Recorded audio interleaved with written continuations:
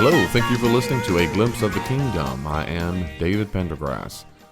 There are two podcasts, two interviews you might call them. They turned into a podcast on a British Christian radio program called Unbelievable, led by Justin Brierley. And it's a great program. I really encourage you to listen to his program, Unbelievable.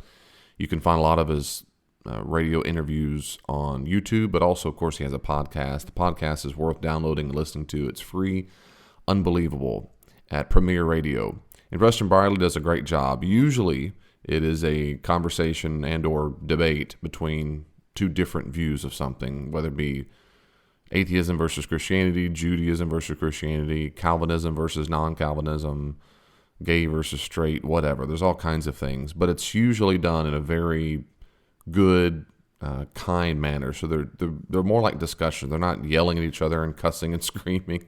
I mean, sometimes people lose their temper a little bit, but in general, it's usually very, very civil. And I like that because it's good to have good civil discussions. And Justin does a great job hosting. And so I encourage you to listen to his podcast and YouTube, whatever, how you want to get there. Unbelievable. Well, there are two, I call them podcasts because that's how I first listened to them. I don't listen to the British radio station. Two podcasts where he interviews Richard Bauckham and Bart, as he says, Bart Ehrman. He says it so great in British. Bart Ehrman is American. The interview process is good. Their debate is good. When I listened to it, I enjoyed it a lot. And I thought, a lot of these terms and the people they reference, I bet a lot of people don't know who they are because I would not have a clue who they are if I didn't have my education in the field. And so I thought it might be helpful just to give a little commentary. So what I want to do is, not to disrespect his wonderful podcast, you ought to listen to it, but I'm going to clip out the parts where the two scholars speak and pause it every once in a while and reflect on what they've just said and hopefully maybe explain a little bit more of what's going on. Hopefully that's going to be a good resource for you to think about these things because they assume things when they talk. So let's start there. Richard Bauckham was a professor for many, many years. He's a British scholar. His background is in classics. So he came to the New Testament game a little bit older, later in his educational career. And he was, until 2007, one of the professors of New Testament studies at the University of St. Andrews. Bauckham is grade A British scholarship. British scholars in biblical studies and theology tend to be more middle of the road, you might say.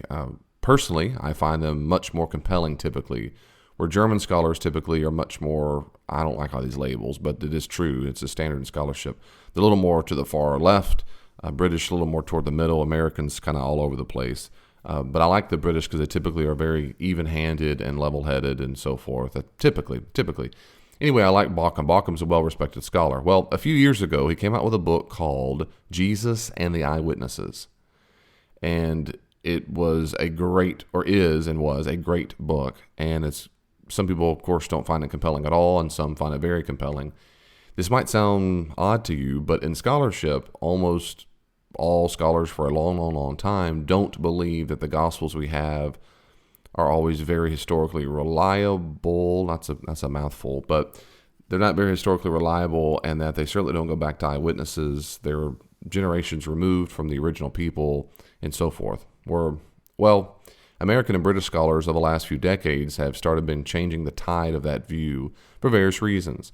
And Richard Baukham's book, Jesus and the Eyewitnesses, argues in a nutshell that behind many, many, many of the stories in the Gospels are actual eyewitness accounts. And he sometimes just says, let's suppose that. And if it were an eyewitness testimony, what would it need to have in it? And then he shows how those things are in it. Well, it's I think, a fantastic book, well argued. It's not light reading. It is a technical, scholarly work, but he, I think, makes a very compelling case that in large part, a big significant portion of the Gospels go back to eyewitness accounts. Like in Mark 9, the Bartimaeus who gets healed, he would suggest that actually goes back to the Bartimaeus himself, who recounts the story. And if you assume that, several features in the story make sense if it did come from Bartimaeus. And some other stories make sense if they didn't come from the person who was healed, but the person who was there in the room, things like that. Any case, Bart Ehrman is an American scholar. Now, he teaches in North Carolina, and he's written a numerous amount of books. Bart Ehrman, of course, who, I shouldn't say of course, but it is kind of a course. I think you'd agree with this. He writes the books that he wants to get to the popular level of people and, of course, make him some good money. And he has now written kind of a counter book to Richard Bauckham's book. And his counter book talks about how you can't trust memory, you can't trust the oral eyewitness testimony, even if it is eyewitness testimony and so forth. So these are the two perfect people to have on this subject today that is on Unbelievable Podcast, because they're discussing basically this issue. Can we trust the Gospels as we have them to be historically reliable if they are or are not based on eyewitness accounts? That is, how trustworthy is the original background? Now, I'm not going to say much more about that right now because we will as time goes on. But right now, I'm trying to introduce you to Richard Bauckham, who's a British scholar. Bart Ehrman is an American scholar, and their views are almost diametrically opposed. So here we go. So I'm going to play segments of the two podcasts. I do encourage you to go listen to both of them yourself. And I'm deliberately not I'm not rearranging the material. I'm just cutting out Justin Brierley, the host. I'm cutting out all of his host comments, and I'm cutting out the commercials, and I'm cutting out some of the stuttering and whatever. I'm just trying to get right to the meat and potatoes of their arguments and explain that. But I do encourage you to go listen to the actual podcast if you want to hear every single word that was said. Here we go. I think form criticism is extraordinarily important because it's really the reason why the majority of gospel scholars take it for granted that the Gospels are the product of a long process of oral tradition. People didn't think that before the form critics. It's the form critics' idea. And they had specific reasons for thinking that, which come out of their notion of the forms. What most people who know anything about form criticism know is that the form critics classified the stories in the Gospels as miracle stories, controversy stories, healing miracles, so forth, various types of story about Jesus or saying of Jesus, like parables. But the key thing, and really any of us could do that, it doesn't take a whole cohort of great scholars to tell us that. What was important about the form critics is what they did with those forms and how they thought they arose. And they thought they could tell from the state of those forms that we have in the Gospels that the Gospel material had evolved over a long period of tradition. And perhaps two reasons they thought that. One was they thought that a particular form, such as a miracle story, could be correlated with a particular use to which it would be put in the church, in teaching or such like. So the healing miracle might be used to demonstrate Jesus' power and say something about who he is. So that gives it a context in the preaching of the church. So the form critics thought that the story in that form must have taken shape in its use in the church, in the Christian communities. The other thing they thought they could do was to trace the history of the traditions by the condition, because they thought that the gospel stories must have originated in pure form. So when someone first used a healing miracle story to preach about Jesus, it had, as it were, it was a perfect example of that form. And over the years, the forms get mixed and muddled and added to, and so many of the cases we got in the Gospels are actually the forms in developed state, in having developed, as it were, beyond their first condition. So they thought they could trace this tradition history of how the traditions developed, and they thought the Gospels therefore must be at a certain fairly late stage in the development of these forms. The other thing I'd say about this is that hardly anybody now believes that the forms worked like that. Okay. They got it wrong. Okay, here's a perfect example where I'm going to slow down for you. There are various ways to study the Bible, and we call them criticisms. And one of the most, I'm going to talk about three of them right here very briefly, and these are massive subjects. Form criticism is an English translation of the German word Formgeschichte, and more like histories of forms. And German biblical scholars, after the First World War, so this is very old, they developed this particularly to use for the Old Testament, particularly. So they first looked at the Old Testament to just divide various parts of the Bible. And that's Old Testament narratives, Jewish and Hellenistic literature, a bunch of different. But anyway, as it applies to the Bible, it really started in the Old Testament. Hermann Gunkel, Gunkel, he lived in about 1862 to 1932. He classified the Psalms. And so they looked at history, legends, myths, poetry, psalms. They broke up the different sayings of the Bible into various forms. It eventually got applied to the New Testament and oral tradition there. In New Testament in America, a guy named H.J. Cadbury was well known, and then in British, Lightfoot and Taylor, and then some others, and eventually a guy named Bultmann. Bultmann was a massive figure. Now Bultmann was, there's I'll do a podcast on Bultmann was a massive, massive player in New Testament theology. Form critics argued that if you looked at the various forms of the gospel, let's say the Gospel of Mark, you have a form called the parable. You have various little anecdotal sayings called kreia. It's a old Greco-Roman statement. It's just an anecdote. And you looked at the pronouncement stories, controversy stories. You divide up, you classify all the ways Jesus spoke. And they would argue, the form critics, that the Gospels we have, let's just stick with Mark's Gospel again. In Mark's Gospel we have, it seems to be somewhat thrown together, the first part. Now the Passion narrative is different, but before the Passion narrative, we have almost like a string of pearls, different sayings somewhat strewn together. He's going place to place in a hurry. It's not always chronological, it's not always geographically related.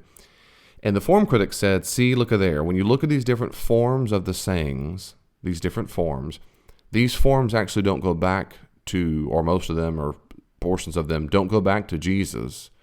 They are actually put in these forms, here's the key, they're put into these forms of parable and controversy story and whatever, because it's useful for the early church. It's useful for the early church that way. So, for example, in Mark's Gospel, when Jesus is approached by the religious leadership, and they say you need to make sure your disciples aren't washing their hands, and they're not fasting like John the Baptizer's disciples do, and so forth. So they're fussing at Jesus. We call this a controversy story. The form critic would say that might not have really happened with Jesus, but it certainly was happening in the early church.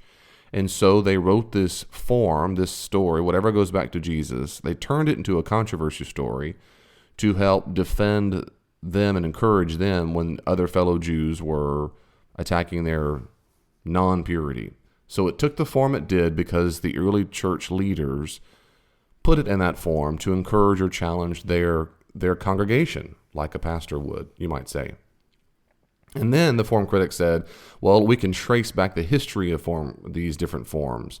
And that's what Bauckham was saying, is that, well, some of these forms really seem to be pure and unadulterated. That is, the gospel writers didn't mess with them. And so these go back to Jesus himself. If you can find the pure forms, then you have the oldest level of oral tradition. And so then what they surmise is that there's a long process of oral traditioning. And the more it looks messed with by a gospel writer, the later it is in the tradition. If it looks like it's not messed with by the gospel writers, that means they're just carrying down an old tradition.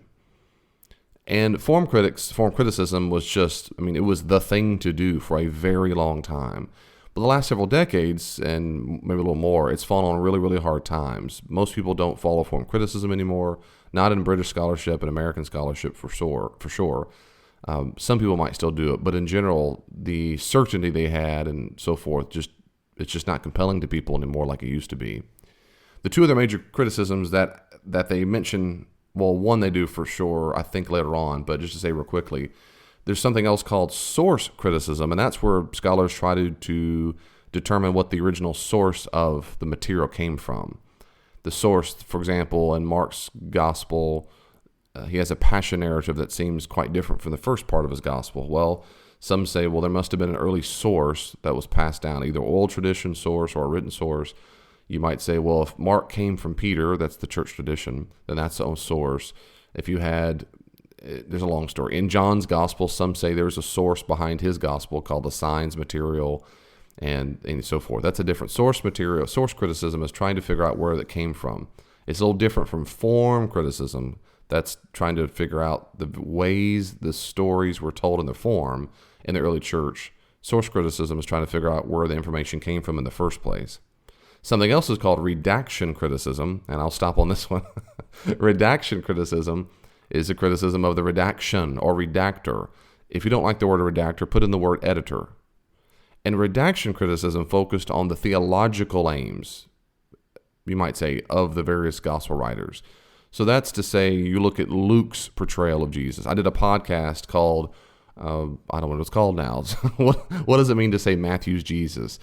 And I talked the distinction of Matthew, Mark, Luke, and John. I did a podcast on how they presented Jesus in different portrayals. Well, I didn't say this in the podcast, but what I was presenting was redaction criticism. Kind of, sort of. I really was just giving the differences. A redaction critic would really emphasize how these gospel writers are deliberately shaping the material to fit their theological agenda. Now, I think the gospel writers did do that in general. I think they did. That's redaction criticism, focusing on how the authors or the editors or the redactors of the Gospels, they put all that material together and said, well, I have a point I want to make. And so John presents Jesus as a roaring lion, you might say, and Mark, he's the suffering servant and so forth. Well, anyway, so form criticism is all about that. Now, since it's fallen on hard times, Richard Bauckham is trying to push Bart Ehrman and say, Bart, if you don't believe in form criticism, but Richard Bauckham thinks Bart Ehrman is assuming form criticism is true. So Richard Bauckham is saying, well, then how do you explain it? If you're not believing in form criticism, talk to me. How did the oral tradition actually take time? Because that's Bart Ehrman's major point, is that it took a long time for the oral tradition to get formed, and that's why we can't trust it. It took decades and decades and decades and decades, but that seems to assume form criticism is true, and Richard Bauckham is saying, well, no one really believes that anymore, so you need to defend yourself. I hope that helps. That's all very interesting, and I guess I'd say several things. One thing is, I think Richard's right that nobody really agrees with the form critics anymore, and so disagreeing with them has really no bearing on my book, because I talk about the form critics and I explain why I don't think they were right either. I don't think that there was a long period of oral tradition because the form critics said so. I think that that's just kind of obviously the case, that stories about Jesus are in wide circulation among his followers for 40 or 60 years before the Gospels were written, and the vast majority of people telling those stories were not there with Jesus. The vast majority of them aren't living even in Palestine. The vast majority of them are living in other cities throughout the Roman Empire.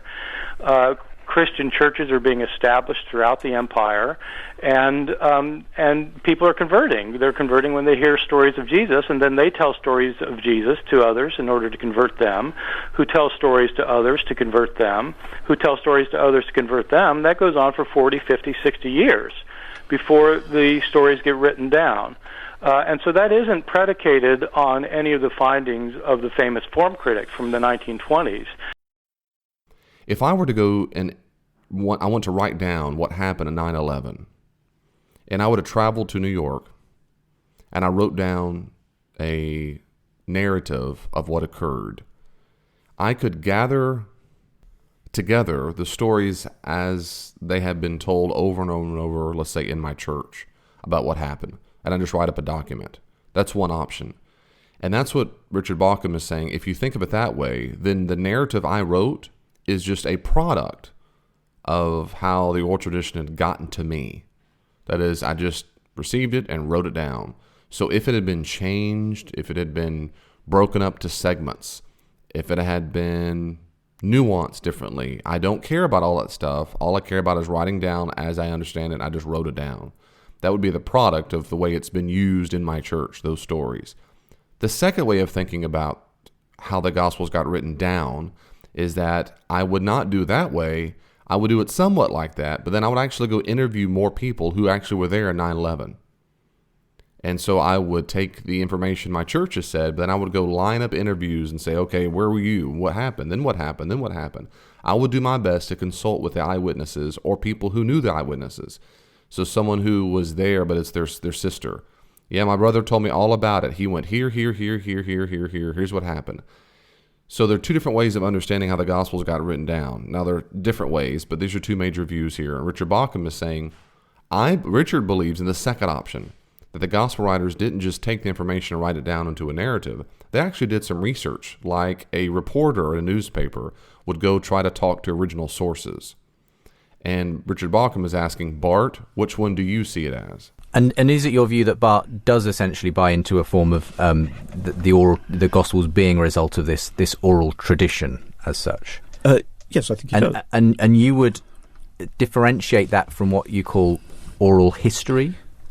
Yes, oral history. I mean, I use that term because it means, in modern usage, it's actually a distinction Van Sina, in his book on oral tradition, which Bart has used in the book, propounds between oral history, oral tradition, which takes place over several generations.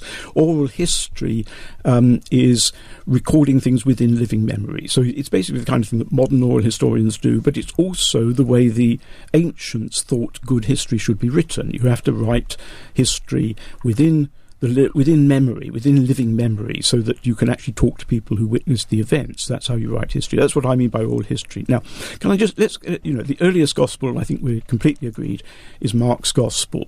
My view of Mark's gospel, as I've argued it in the book, of course, is a very traditional one. That Mark's gospel is a version of Peter's way of telling the stories about Jesus.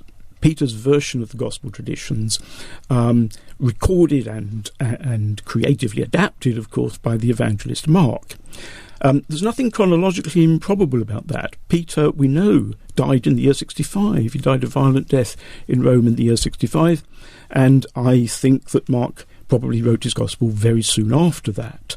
So I'm not differing from the general view of the date of Mark's gospel, but we only have two tradents of the traditions, if you like. We have Peter himself, and we have Mark the evangelist. And I do not see anything about Mark's gospel that makes that view implausible. And so what you're setting up here is the difference between what you see as the oral history being used in Mark's gospel, which is the eyewitness testimony, let's say, of Peter, against others who would say that Mark is writing down a sort of a more developed over generations type of stories that were handed down in some way, but not in such a direct fashion. Yes, I mean, the general view, which I think Bart puts very well, is that these stories passed from mouth to ear to mouth many, many times. A Chinese whispers effect, yes, in effect. Yes.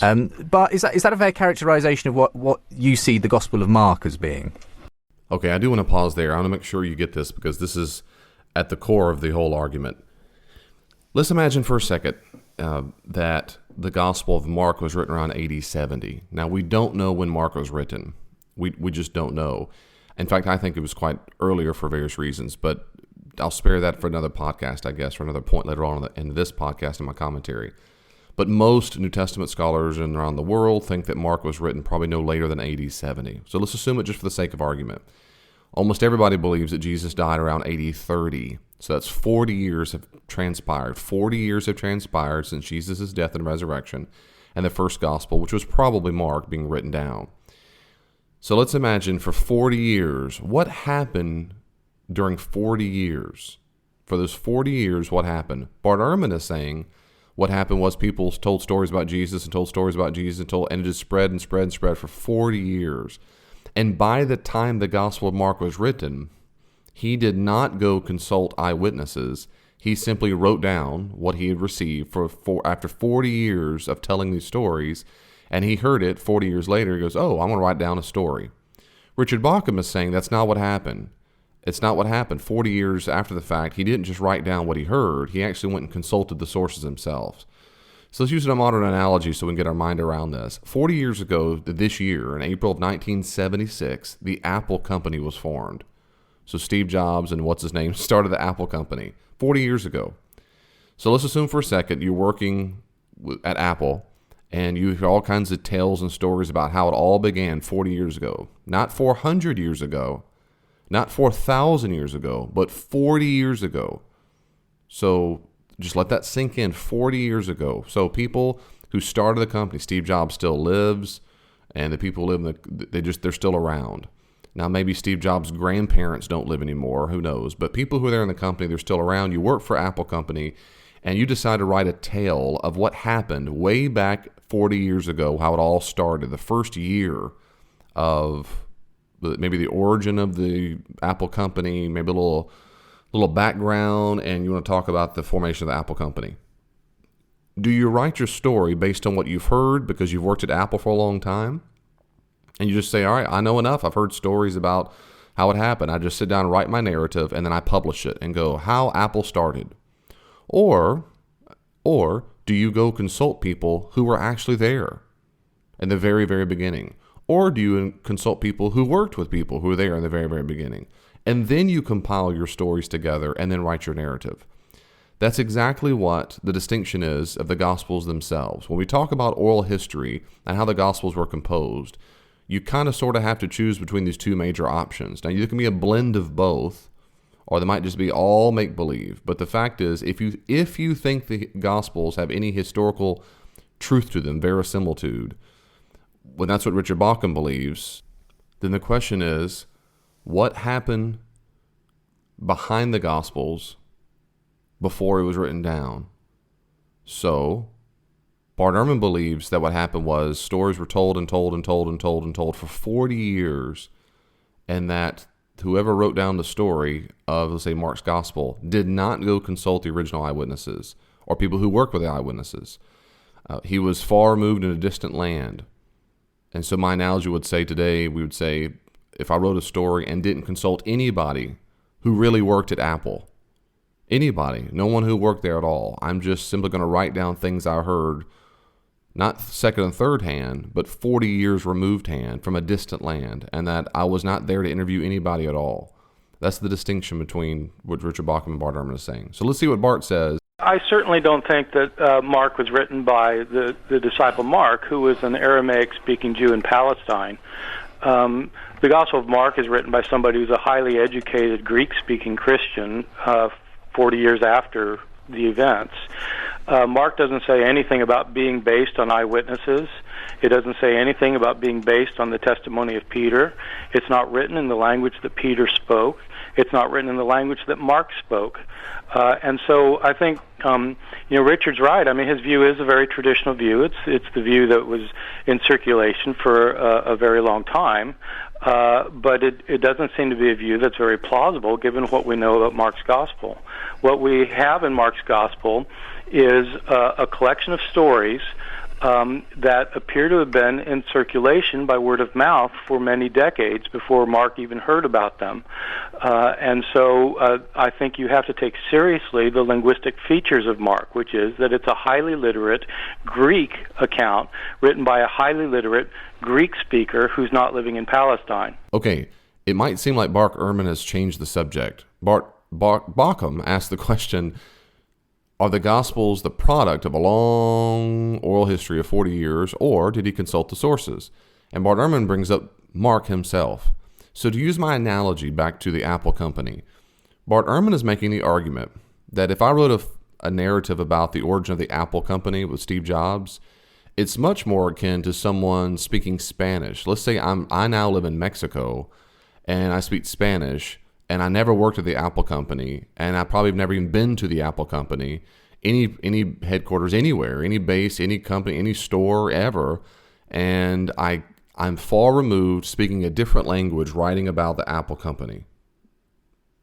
Richard Bauckham and the traditional view is that that's not a good analogy, that in fact, using the same analogy, that in fact it's much more akin to working at the Apple Company and having immediate access to people who also worked at the Apple Company.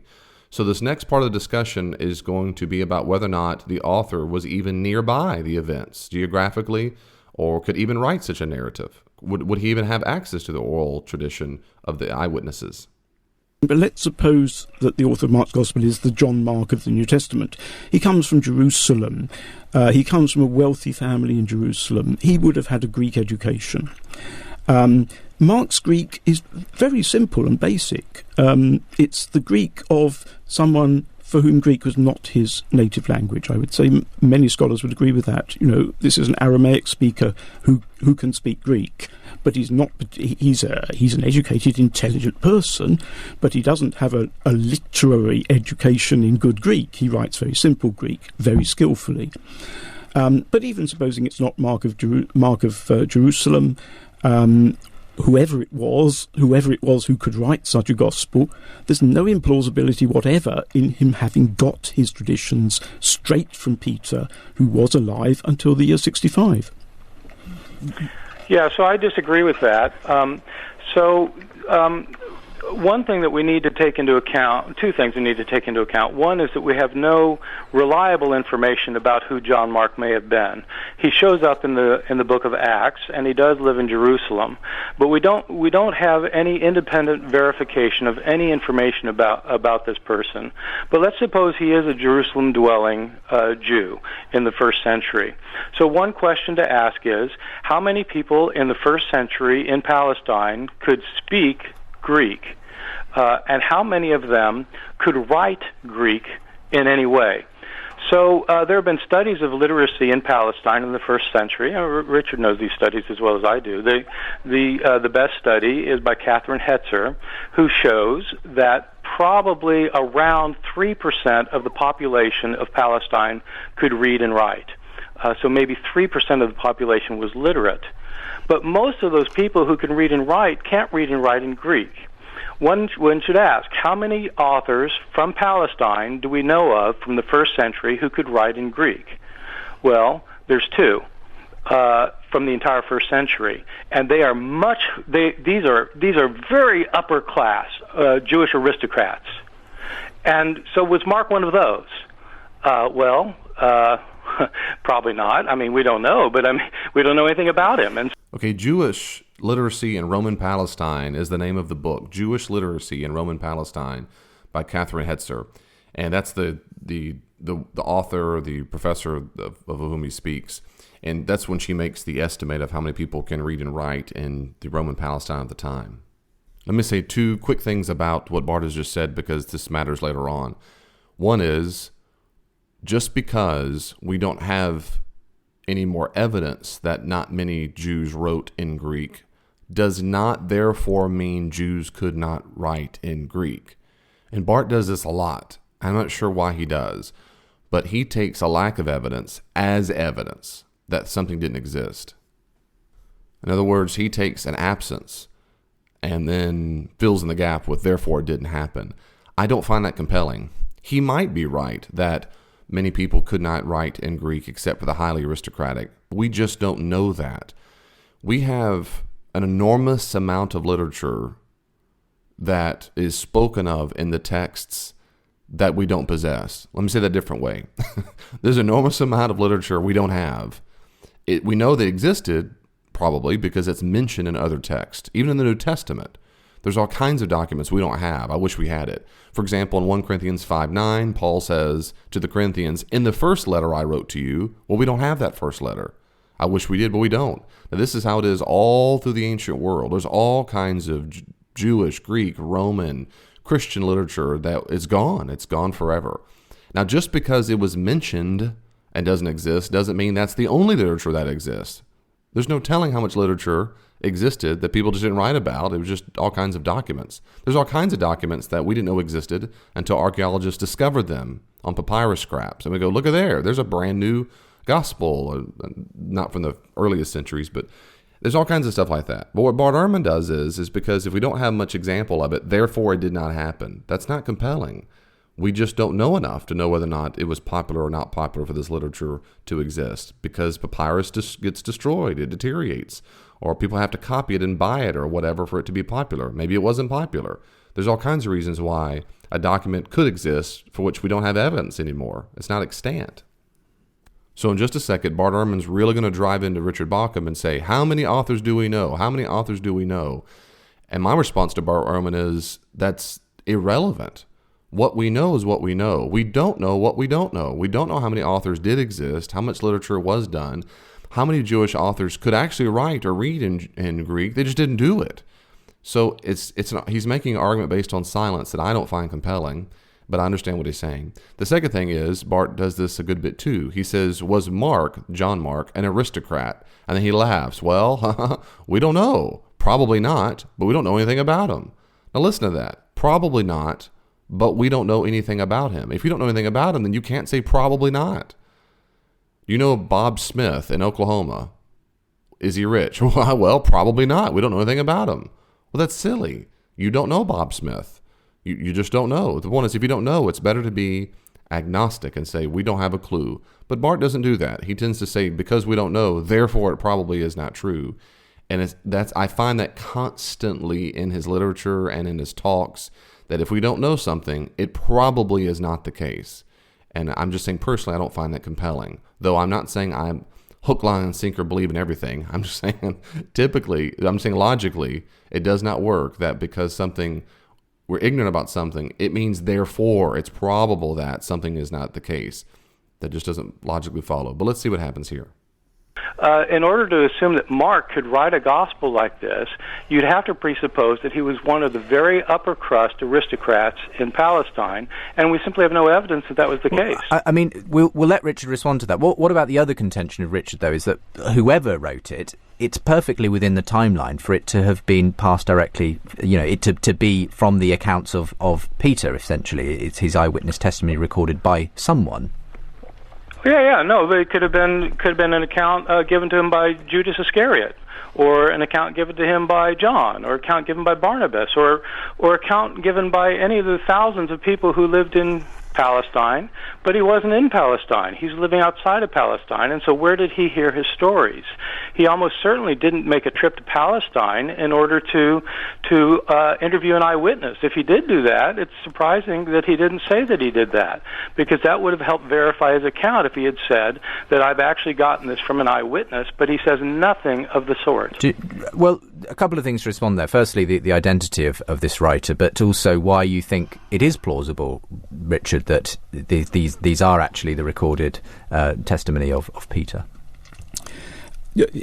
Can we just go back? I mean, I don't want to get into a long discussion of literacy in Palestine. I think Catherine Hetzer's estimate is probably too low, and there's a good deal of discussion about this. But if we're talking about Jerusalem, we must remember that a large number of Jews living in Jerusalem came from the diaspora. And according to the New Testament, if we take this to be the John Mark of the New Testament, Mark was related to Barnabas, who had estates in Cyprus that he sold. He came from Cyprus. So the Jerusalem community would include a considerable number of people for whom Greek was actually their native language, because they came from Greek-speaking areas of the diaspora. And as you say, elite Jewish citizens, and again, the Book of Acts portrays Mark's mother as having a big house in Jerusalem. They were a wealthy family. He would have had a good Greek education, as, for example, Josephus did. Can I just ask you a question about that, Richard? Yeah. Between the year 1 and the year 65, how many Greek-speaking authors do we know of from Jerusalem? How many authors from Jerusalem do we know of at all? Exactly. And how many wrote in Greek? Well, I'm saying we have very few Jewish authors from that period. We don't have it, right. And we don't have any that wrote in Greek. We don't have any who wrote in Hebrew either. That's why I don't think that they wrote. I mean, these were not people who were writing. These were people who were illiterate. The majority of Jewish, the majority of Palestinian Jews were illiterate, or maybe they could just write their name or some basic thing. I quite agree. And once again, I think we've got to stress that both Mark's Gospel and John's Gospel are written in very simple, straightforward Greek, far below the literary level of Josephus. Hey, let me say very briefly right there that there are various styles or modes of writing. Think of English. You can write a text, you can write an email, you might go up in formal degree. I'm trying to go up in formal degree, so text is usually very simple. You is just with the letter U. You going to store, or you go up to email, and you might go up to formal email, and then a letter and a formal letter, and then there's all kinds of documents, and then you might have, or newspapers. The Wall Street Journal is written at a level that's different from, I don't know, E-News or whatever the local pop culture gossip stuff is. So the reading level is very different. Well, in the ancient world, and probably in every language, but certainly in the ancient world in Greek, it's the same way. They could write very, very simply or very complex. And the erudite, the scholarly, wrote at a level that the modern person back then, the average person, couldn't write and couldn't even read it. Most scholars, based on studies, there's reasons to think this, particularly on inscriptions and other literature we have, that the average Jew who worked particularly in sales probably had some basic, like Richard Bauckham is saying, some basic understanding of Greek, and maybe some basic understanding of Latin. It doesn't mean they could read and write much of it, but probably some basic, read little. And that's why they use the word illiterate. That is, they don't have formal training. When you read the New Testament documents, this comes out as well. And anybody who knows that you go to Greek 101, your first year of introduction to Greek, particularly Biblical Koine Greek, you start out with the babies. And the easiest Greek in the New Testament typically is understood to be from John's Gospel. John, or the epistles of John. And Mark's Gospel is the easiest of the Gospels the second easiest. So John's Gospel is very easy to read, and then Mark's Gospel is right above there. Then you probably above that is Matthew, and the toughest one is Luke. Luke and Acts is written in much more difficult Greek.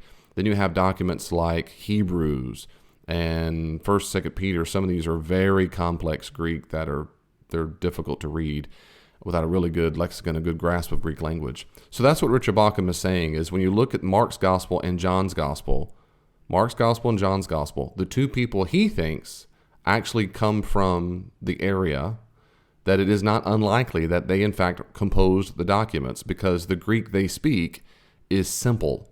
It is, by the way, it is simple. Everybody, and Bart knows that too. He knows it is simple Greek, but he's making a different argument. Remember, the whole point of all this is trying to argue, back to my Apple analogy, if I wrote a story about Apple, was I there?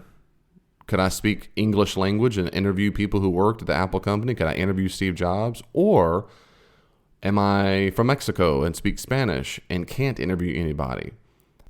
So right now, Bauckham is arguing that John Mark was close enough and could translate into Greek enough to interview the eyewitness testimony, the eyewitness sources.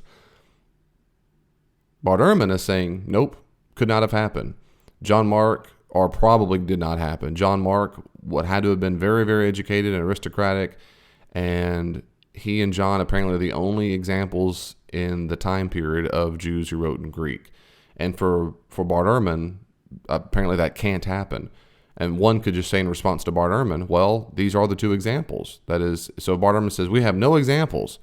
Richard Bauckham is saying, well, we do. We have two, the Gospel of Mark and the Gospel of John. I do think that Mark is an author. Whoever he was, he's an author. He has a creative role in his writing. I'm not wishing to downplay the contribution of Mark as the author of his Gospel.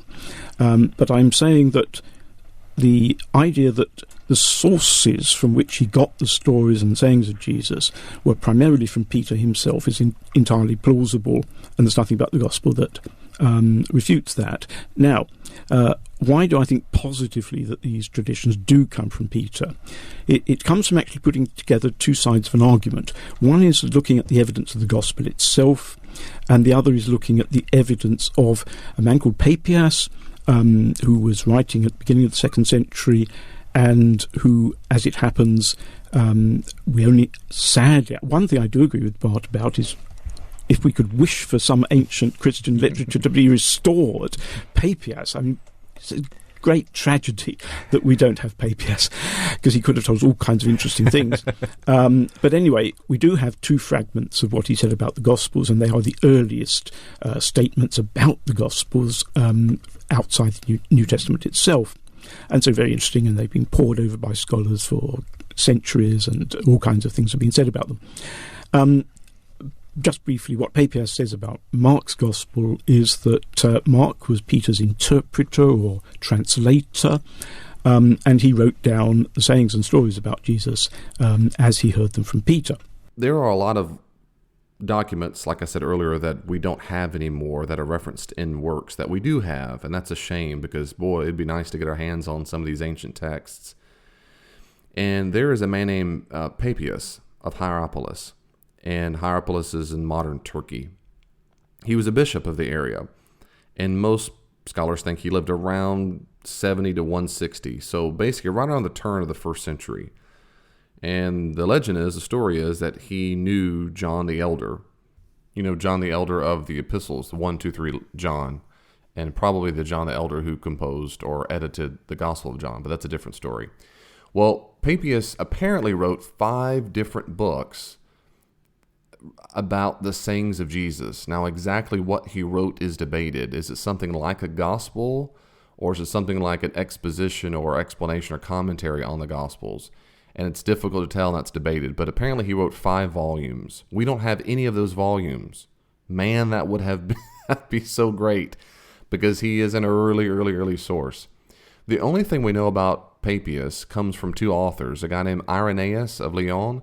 Irenaeus was around 180, and so that's about 100 years after Papias lived. And then Eusebius of Caesarea.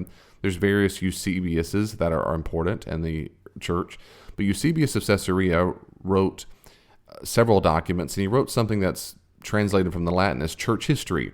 Now, Eusebius lived around the year 300, so that's a lot longer. So that's 200 years after Papias. But Eusebius writes all kinds of stuff about what happened in the early church, because it is called a church history. Now, scholars all debate all the time about how much we can trust Eusebius about what he says, but nevertheless, a lot of what most people traditionally believe about what happened to the apostles, what happened in the early church for the first few centuries, a lot of it comes from Eusebius. He's not our only author, but he's a biggie. Eusebius talks about Papias, and he talks about these 5 books that no longer exist for us. They're not extant. And he actually gives, apparently, some block quotes from Papias. Some actual quotes from the documents that Papias wrote. Okay, so I'm going to say this one more time. Eusebius, the church historian, around 300, quotes from a guy named Papias from documents that we no longer have.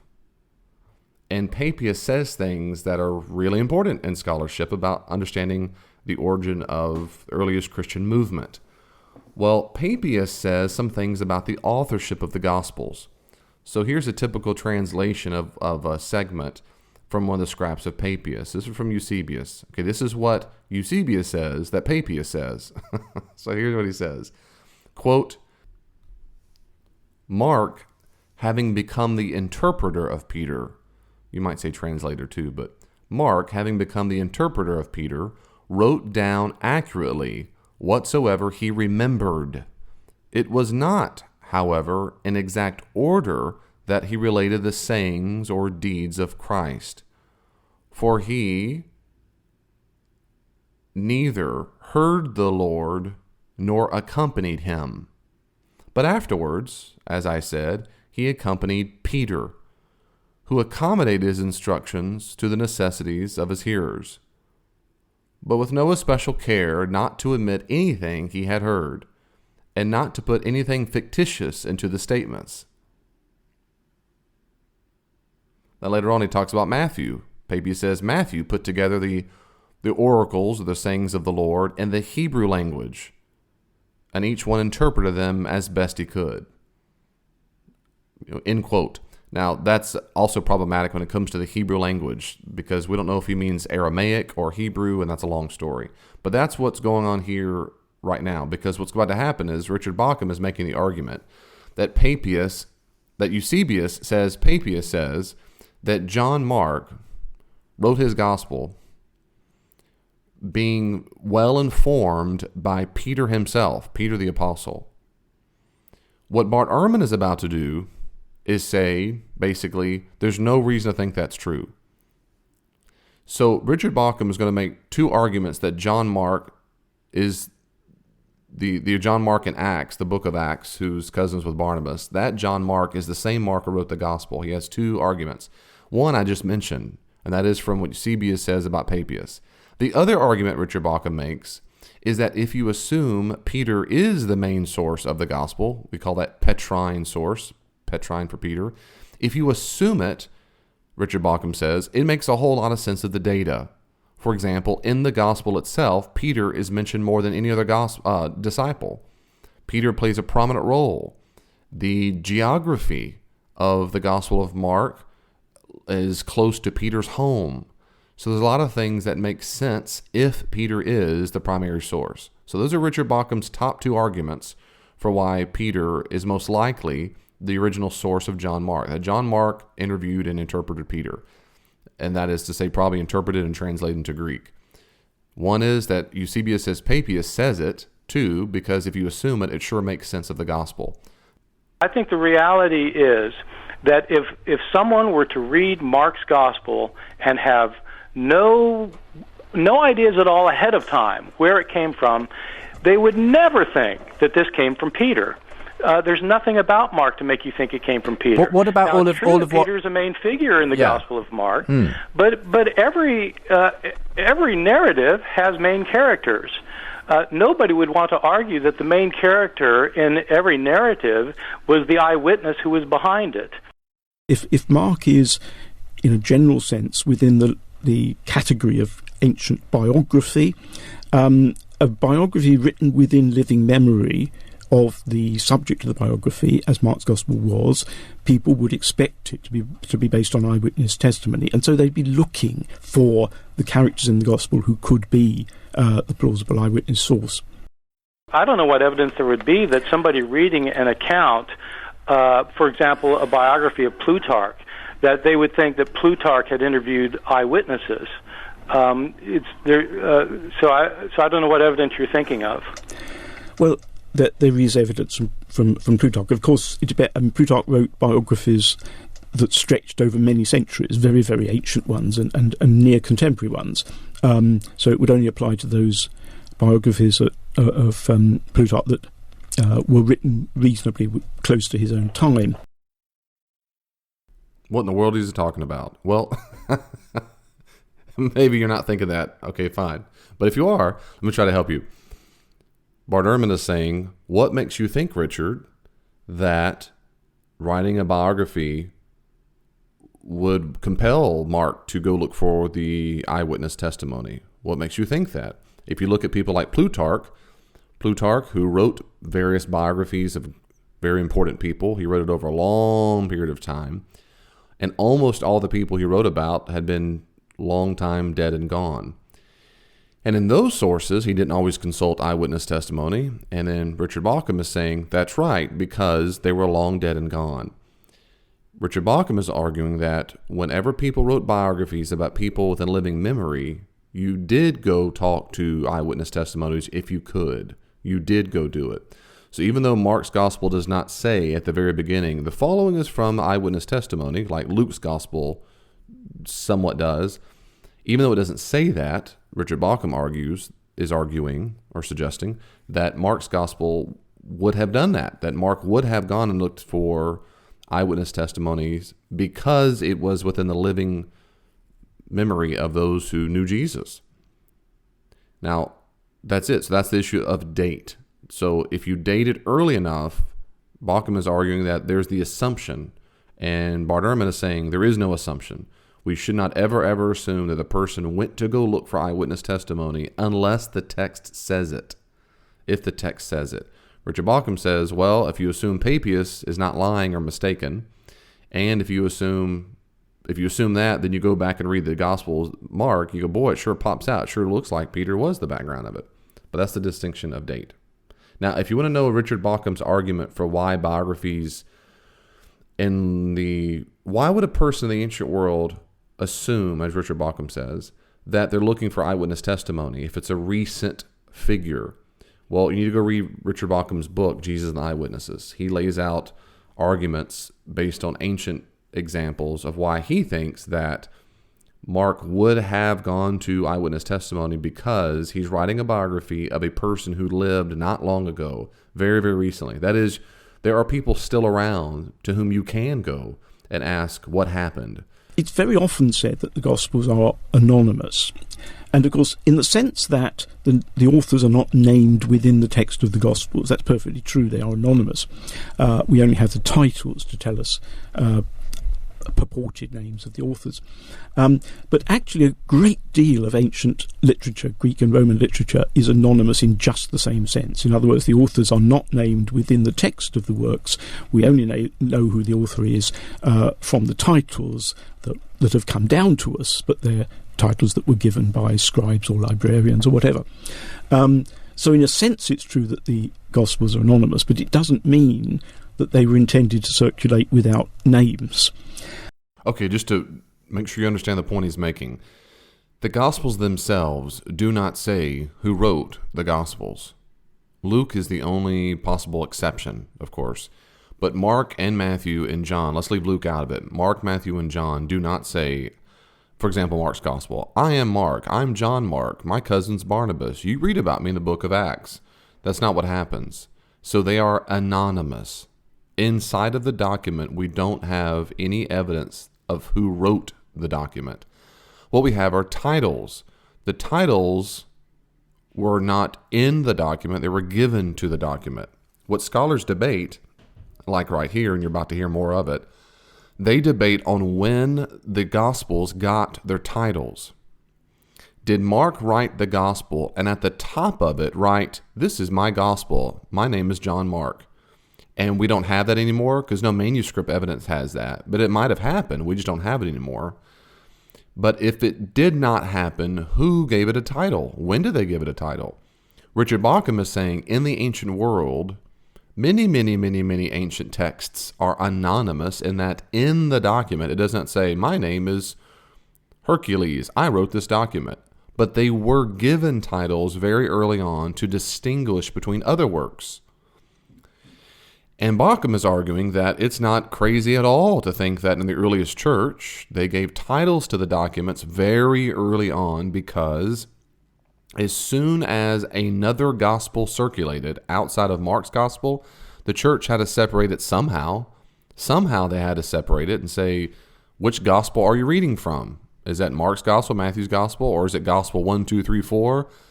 And so if Richard is saying that the gospel titles probably came early on. This is really famously argued by Martin Hengel, a scholar of the previous generation, and he's written a lot of really good books. But he's still influential today. But he argues some similar points. So let's see what Bart Ehrman has to say about this. So Richard Bauckham's arguing, yes, they're anonymous, but we have every reason to think it's historically probable that titles were given very early on, because they had to distinguish between Mark's gospel and other gospels.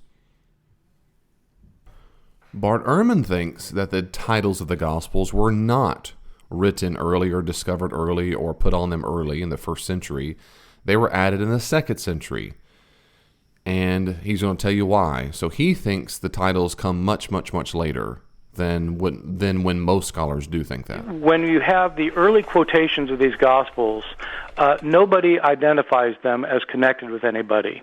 And so, for example, you start getting quotations, they appear to be from the Gospels in the early 2nd century with authors such as, at the end of the 1st century, First Clement quotes Gospels, Ignatius quotes Gospels, Polycarp quotes Gospels, Justin quotes Gospels.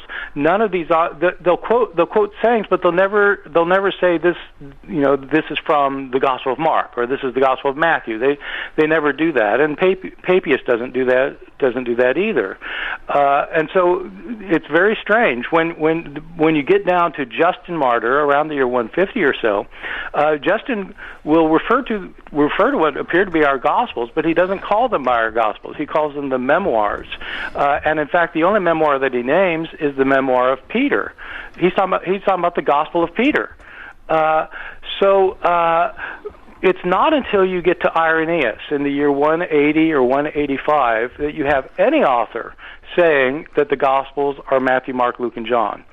This is the first time that we know that our Gospels go by this name. Well, they're writing for Christian readers who are familiar with the Gospels they're referring to. It's like Jews referring to the law of Moses. They don't tell us it's in Genesis. They tell us it's what Moses said. It's inconceivable that they didn't call them anything. Did they call them Gospel 1, Gospel 2, Gospel 3? What did they call them? Okay, let me say a few things, because there actually is a pause there on the program, and he comes back and sort of kind of changes the subject. First of all, there are supposed allusions and quotes from the early, what we call apostolic fathers. These are Christian thinkers who wrote documents and letters and apocalypses and so forth after the close of what we call the New Testament. See, Christians didn't stop writing books. They kept writing them and kept writing them over and over and over. And you can read these. Almost all of them have been translated to English. You can read them. You can go online and read them. You can buy the books and read them. And you can see what the Christians continue to write and think about. In these documents, we have what seem to be, again, quotes or allusions to the Gospels. But technically speaking, these are not quotes from a Gospel. They are sayings that later on show up in a Gospel. It's just that we assume, most scholars assume, that these sayings are quoting from a Gospel. But again, that's debated. They could be just quotes from oral tradition. The fact is, we don't know exactly when the Gospels are written, and that's a long podcast there. But most people think these are quotes from a book. But again, they might not be. They might just be quotes from oral sources that's traveling around the churches. And from the Gospels and from Paul's letters. But let's assume for a second they are, in fact, quotes from the Gospels. Then the issue is, well, when they quote from the document, they don't say, and this is from Matthew, this is from Mark. Bart Ehrman says, if the Gospels were called something, why didn't these early church fathers say, this is from the book of so-and-so? Richard Bauckham is saying, because the sayings they quote are almost entirely from Jesus. So Jesus is the authority. The point is not to make a distinction, say, okay, here's John's Jesus, here's Matthew Jesus. It's Jesus. And since it's a quote from Jesus, they don't feel a need to cite the source. Much like in the Old Testament is the book of Moses, or they'll just start quoting things. But they don't have to say all the time the exact reference, because if they think it comes from Moses, that's authoritative enough. So you get to make up your mind on that, don't you? The other thing is, the earliest extant or existing reference to the Gospels being called Matthew, Mark, Luke, and John, like Bart Ehrman says, is from about 180 and 185. He's exactly right. But again, what I don't find compelling is where Bart says, since that's the first time it appears, therefore they were never called anything. I don't find that compelling at all. It just doesn't follow that just because the first reference we have in literature comes from 180 doesn't mean no one in the early church called the Gospels by a name. That's completely uncompelling.